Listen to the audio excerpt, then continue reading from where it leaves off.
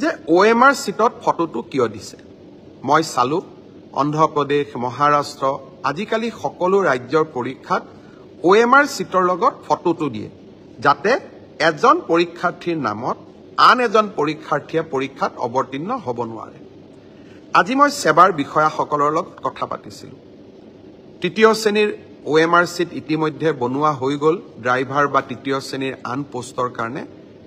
আপোনালোকৰ মনোভাৱক কাৰণ বহুতে কৈছিল যে আমাৰ আইডেন্টিটিটো ৰিভিল হ'ব পাৰে আপোনালোকে কোৱা কথাটো নিশ্চয় কিছু মেৰিট আছে হে ভৱিষ্যতৰ ৰিক্ৰুটমেন্ট পৰীক্ষাত এডিআৰইৰ পৰীক্ষাত OMR সিটত ভৱিষ্যতে ফটো লগোৱা OMR সিট ব্যৱহাৰ নকৰিবলৈ মই সেৱাক পৰামৰ্শ দিছো তেওঁলোকে মোক কৈছে যে স্যাৰ 29 তাৰিখৰ পৰীক্ষাত এয়া সম্ভৱ নহব কিন্তু নৱেম্বৰৰ পৰা যি অক্টোবৰত যি আমাৰ পৰীক্ষা হ'ব তাত আমি OMR সিটত ফটো নাৰাখো অৰ্থাৎ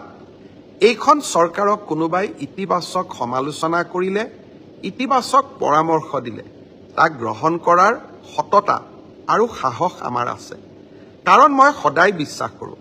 মুখ্যমন্ত্ৰী বা চৰকাৰ ৰাইজৰ ওপৰত নহয় মুখ্যমন্ত্ৰী বা চৰকাৰ ৰাইজৰ তলত শ্ৰদ্ধাৰ ৰাইজ ফিক্সিংক লৈও কেইটামান সমস্যা বিশেষকৈ নলবাৰীত এটা সমস্যা দেখা গৈছিল আমি এইকেদিন নেশ্যনেল ওমেন কমিশন আৰু বিভিন্ন কেন্দ্ৰীয় চৰকাৰৰ পৰীক্ষাত ফ্ৰিস্কিং কেনেকে কৰে তাৰ বিষয়েও আমি আলাপ আলোচনা কৰিছিলো সকলোৱে এটাই উত্তৰ দিছে যে যদি সেম জেন্ডাৰৰ মানুহে সেম জেন্ডাৰক ফ্ৰিস্কিং কৰে তেতিয়া তাত কোনো বাধা থাকিব নোৱাৰে অৰ্থাৎ মহিলাই যদি মহিলাক ফ্ৰিস্কিং কৰে পুৰুষে যদি পুৰুষক ফ্ৰিস্কিং কৰে তাত আপত্তিৰ কোনো থল নাথাকে আজি আমি ষ্টেট ওমেন কমিশন মহিলা আয়োগ আৰু বিভিন্ন পৰীক্ষাত গ্ৰহণ কৰা ব্যৱস্থাৱলী সম্পৰ্কে আজি আমি পৰ্যালোচনা কৰিলো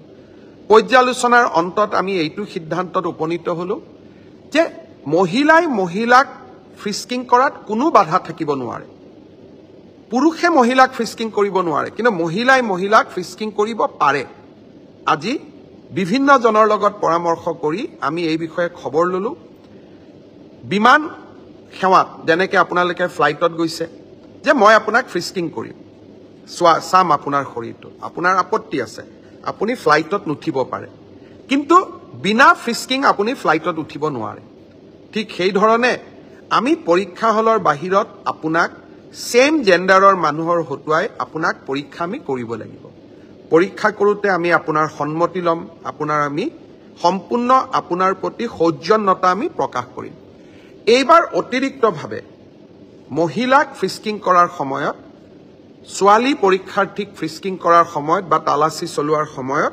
সেই পৰীক্ষা কেন্দ্ৰত অতিৰিক্তকৈ আশা কৰ্মী বা অংগনবাদী কৰ্মী উপস্থিত থাকিব যাতে তেওঁলোকে যাতে গোটেই ব্যৱস্থাটো সৌজন্যতাৰ মাজত হৈছে সেই বিষয়ে তেওঁলোকে যাতে প্ৰমাণিত কৰিব পাৰে মই ভাবো ই আন এক বিতৰ্কৰো ওৰ পেলাব অহা 29 তাৰিখে তৃতীয় বৰ্গৰ আৰু দুটা পৰীক্ষা দুই বেলা অনুষ্ঠিত হ'ব যোৱাবাৰ হৈ যোৱা পৰীক্ষাৰ দৰে এইবাৰো পৰীক্ষা যাতে নিকা হয়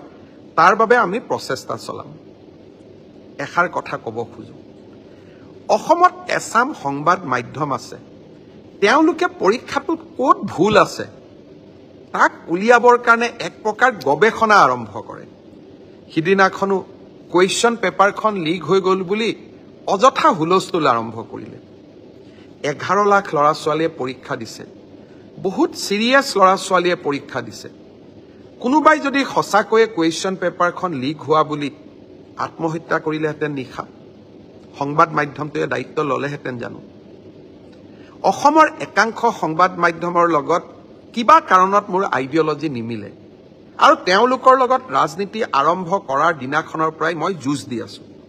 সেইকাৰণে কেতিয়াবা মোৰ ল'ৰাকো আক্ৰমণ কৰে মোৰ ছোৱালীকো আক্ৰমণ কৰে মোৰ পৰিয়ালকো আক্ৰমণ কৰে মোকো আক্ৰমণ কৰে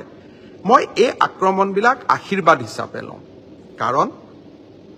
প্ৰত্যেকটো কথাত আমি এটা দায়বদ্ধতা মনত ৰাখিব লাগিব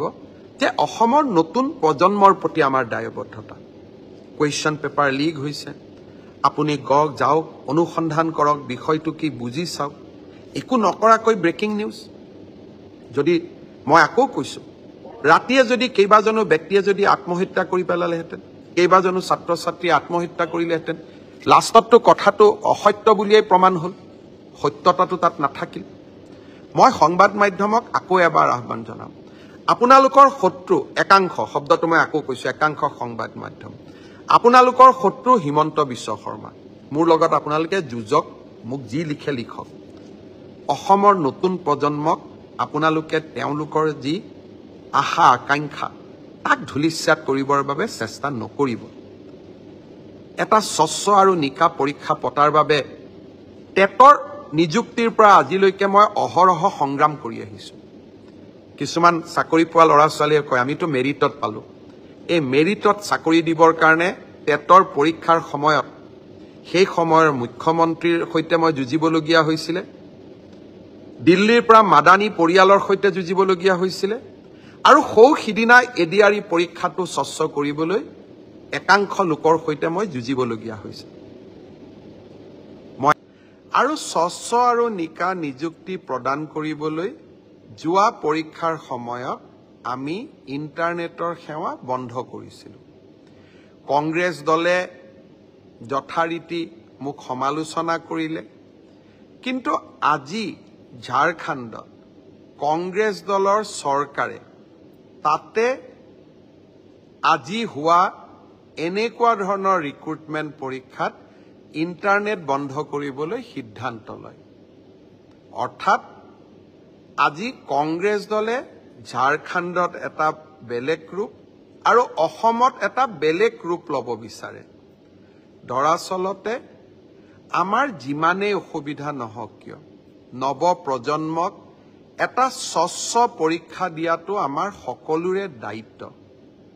বছৰত এটা দিনত 2 ঘণ্টা 3 ঘণ্টা সময় ইণ্টাৰনেট সেৱা বন্ধ থাকিও আমি যদি 11 লাখ পৰীক্ষাৰ্থীক আত্মবিশ্বাস দিব পাৰো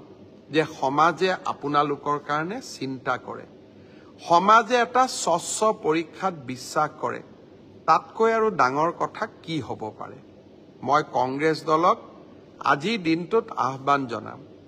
যে ঝাৰখণ্ডত কংগ্ৰেছে লোৱা সিদ্ধান্তটোক আপোনালোকে অসমত বিৰোধিতা নকৰিব সকলো ষ্টেটতে বেলেগ বেলেগ ৰূপ লোৱাটো উচিত নহয়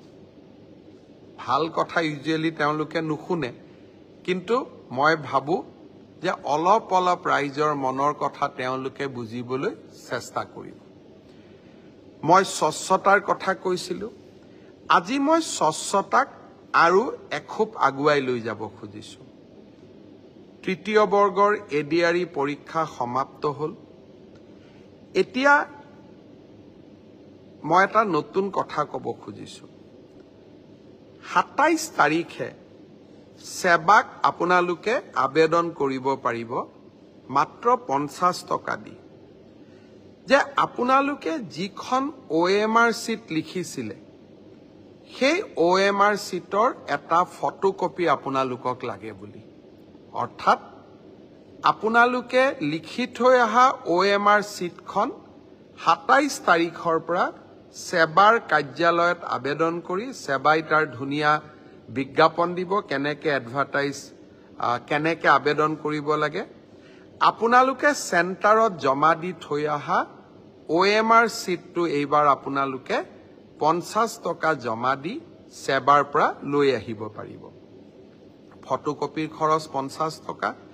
ঘৰত লৈ আহি OMR চিটটো এইবাৰ আপোনালোকে পৰীক্ষা কৰিব পাৰিব যে মই শুদ্ধ উত্তৰ দি আহিলো নে নাই শুদ্ধ উত্তৰটো কি 28 তাৰিখে আমি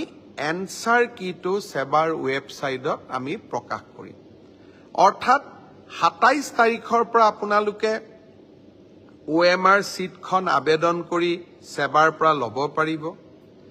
28 তাৰিখে সেৱাৰ ৱেবসাইটত এনসাৰ কি প্ৰত্যেকটো প্ৰশ্নৰ উত্তৰ কি হোৱা উচিত তাকো আপোনালোকে চাব পাৰিব অৰ্থাৎ ঘৰতে বহি মইনো কিমান নম্বৰ পালো OMR চিটখন হাতত উলিয়াই লওক এনসাৰ কি লগত মিলাই চাওক আৰু 100ৰ ভিতৰত 50ৰ ভিতৰত মই কিমান নম্বৰ পালো সেয়া ঘৰতে বহি মই হিচাপ